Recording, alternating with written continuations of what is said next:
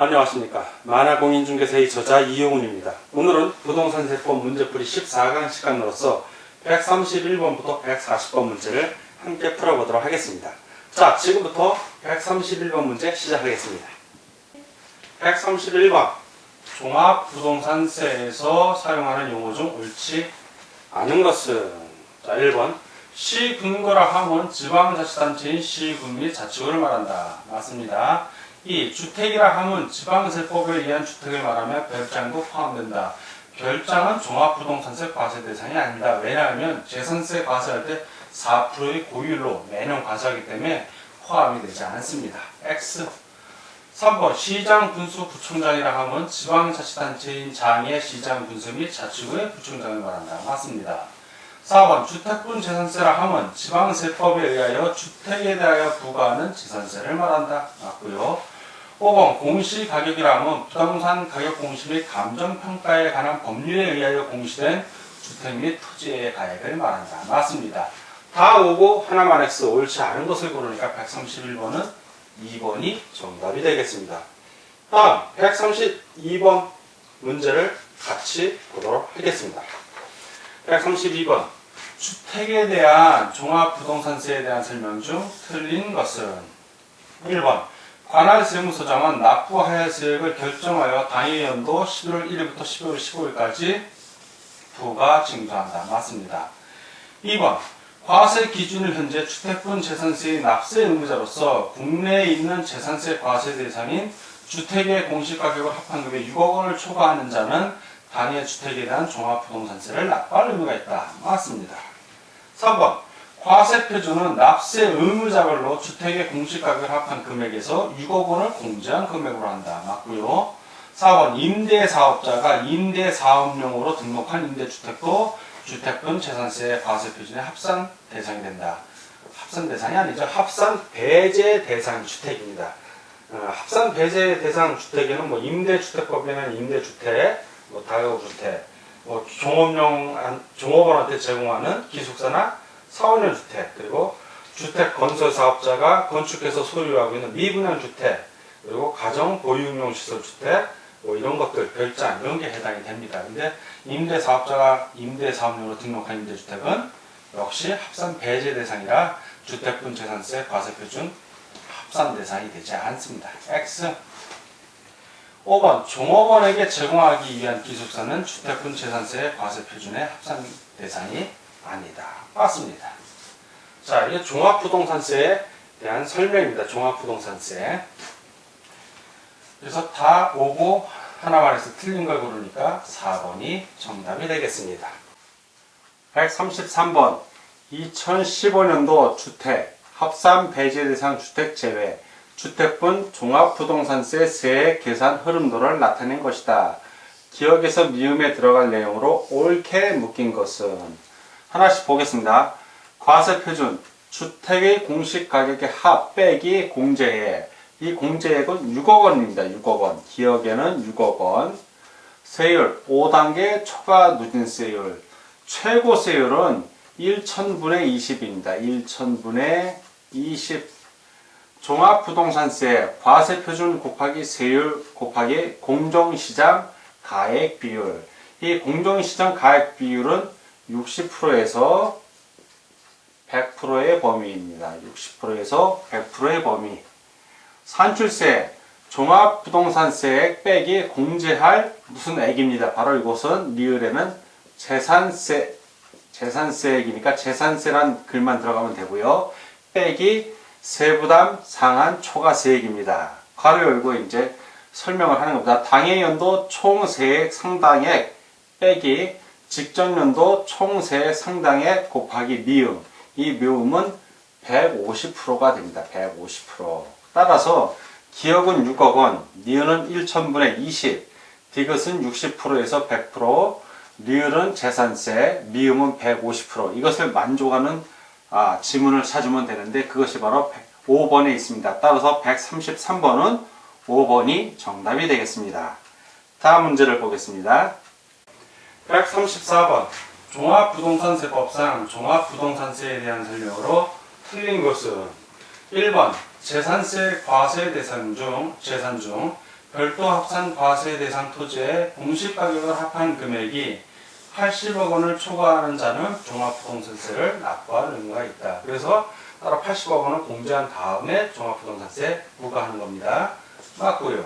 두 번째, 재산세 과세 대상 중 별도 합산 과세 대상 토지인 경우 개인의 경우 세대별로 합산하여 과세하지 아니한다. 그렇죠. 개인별로 합산합니다. 맞고요.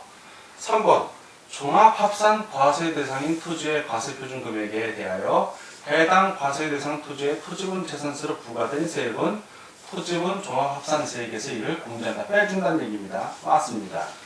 4번, 관할 세무서장은 종합부동산세로 납부할 세액이 500만 원을 초과하는 경우에는 그 세액의 일부를 납부 기한이 경과한 날부터 3개월 이내에 분납하게 할 수 있다.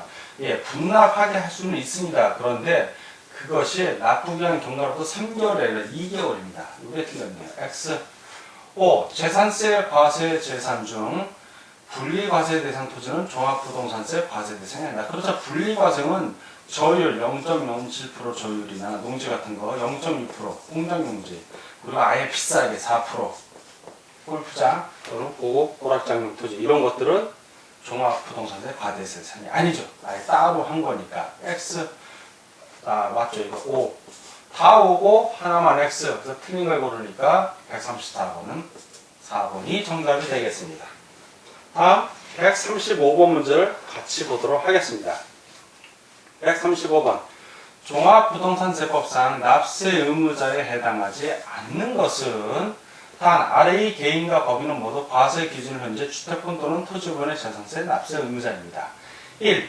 개인 1세대 1주택에 해당하지 아니한다.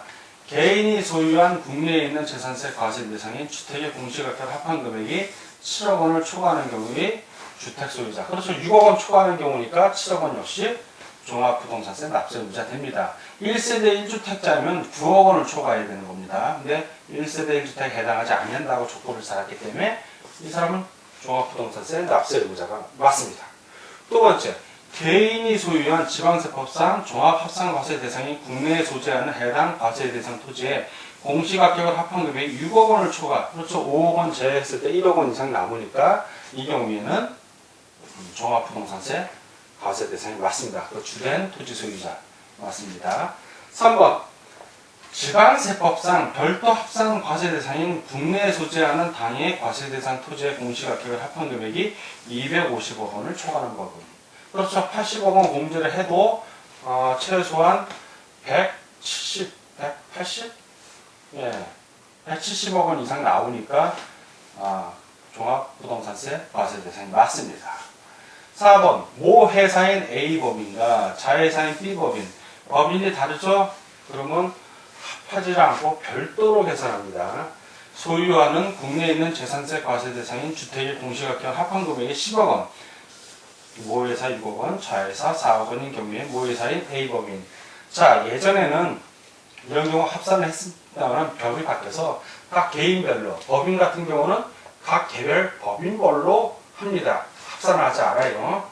그래서 소유자별로 합산한 금액이기 때문에 A는 A 회사가 뭐 6억 원이고 B는 자회사 4억 원이니까 자회사는 해당이 없고 모 회사 역시 10억 원이 아니라 6억 원에 대한 겁니다. 6억 원을 초과해야 종합부동산세 과세 대상이지 6억 원인 경우에는 공제하면 제로니까 종합부동산세 과세 대상이 아닙니다. X 과세 대상이 아니죠.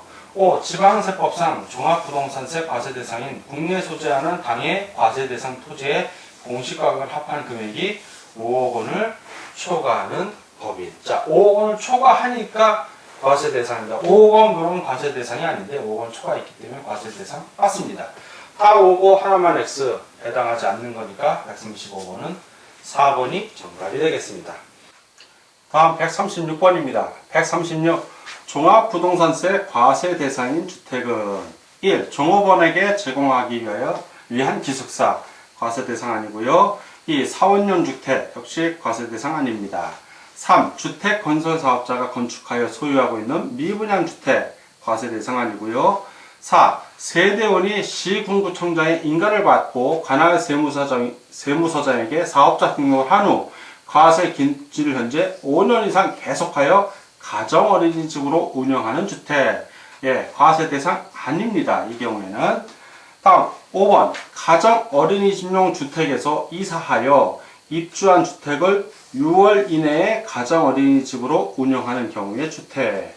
자, 3월 이내에 가정 어린이집으로 운영하면은 비과세됩니다. 그런데 지금 6월이니까 이게 3월이었으면 상관이 없는데 6월이니까 6월인 경우는 과세를 합니다. 그래서 과세 대상인 주택 이거 맞습니다. 요거는. 그래서 다 X고 하나만 O 과세 대상인 주택은 136번은 5번이 정답이 되겠습니다. 다음 문제를 보겠습니다. 137번 토지에 대한 종합부동산세에 대한 설명 중 틀린 것은 1. 토지에 대한 종합부동산세는 분리과세 대상과 종합합산과세 대상 및 별도 합산과세 대상으로 구분하여 과세한다. 분리과세 대상은 포함되지 않습니다. 종합합산과세 대상하고 별도 합산과세 대상으로만 구분하여 과세합니다. X. 종합합산과세 대상인 토지에 대한 종합부동산세의 과세 표준은 납세 의무자료 당해 과세 대상 토지의 공시가격을 합한 금액에서 얼마를 공제한다? 5억 원을 공제한 금액으로 한다. 맞습니다. 3.